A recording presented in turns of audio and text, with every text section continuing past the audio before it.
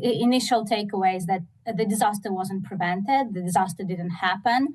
The meeting was in a constructive, positive atmosphere. There were no public spats, there were no public arguments, no public discussions. There were a lot of smiles and even jokes, which was a big contrast from the previous meeting in February. However, I would say that also we should be quite cautious about possible progress achieved at this meeting. Let's see how the events develop in the next days. I think in his eyes, Trump is playing a role of the mediator. So certainly he does not see himself as aligning with either side.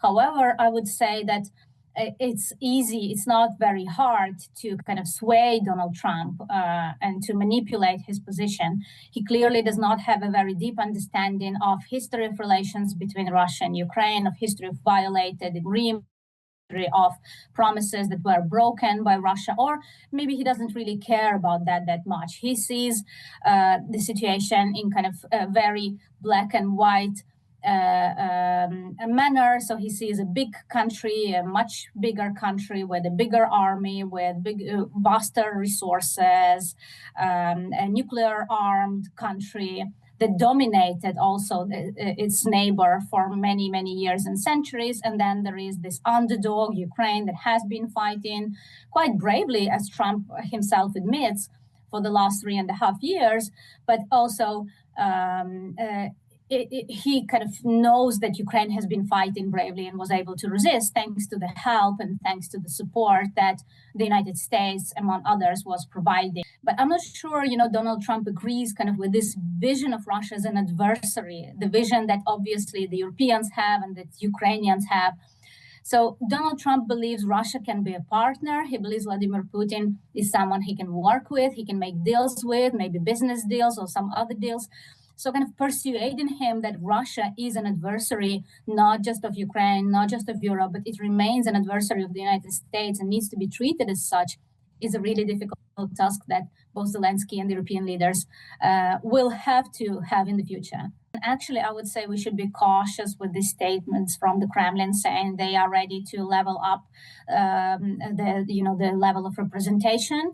Let's see if actually they agree to this meeting between Putin and Zelensky, because we know that in the past Putin has been really, really reluctant to have any meetings with Volodymyr Zelensky because he does not see him as a legitimate leader, as a legitimate president. He does not see Ukraine as a country, a separate sovereign and independent state and a legitimate entity.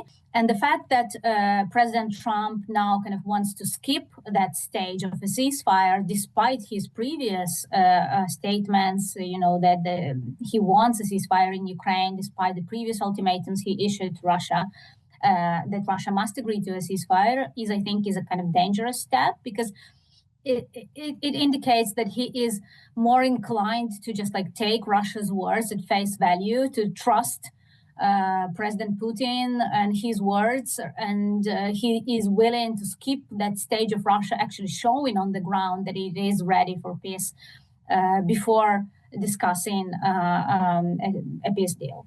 Ukraine might agree to some concessions and to make some compromises, but it needs to be sure that there will be very strong, robust security guarantees in place to prevent Russia from launching another aggression, from launching another invasion in some time in the future. And Ukraine also, I still think it will not be ready to compromise on some very, very critical points, on some very critical issues. And one of them is the withdrawal from Donetsk region. I think this is something that is completely unacceptable for Ukraine, because it would mean abandoning some of the most fortified positions, abandoning the region that Russia has not been able to occupy in more than 11 years, abandoning people who live there to Russian occupation, repression, deportation, and so on. I'm cautiously optimistic after yesterday's meeting, but I do not have very high expectations that there is peace on the horizon and that a peace deal can be achieved anytime soon. I think again it will all. The bottom line is how to make Russia feel that this the continuing the war is unsustainable, that the cost of continuing the war is too high. And I do not think that Russians at the moment feel that the cost of war is too high from them.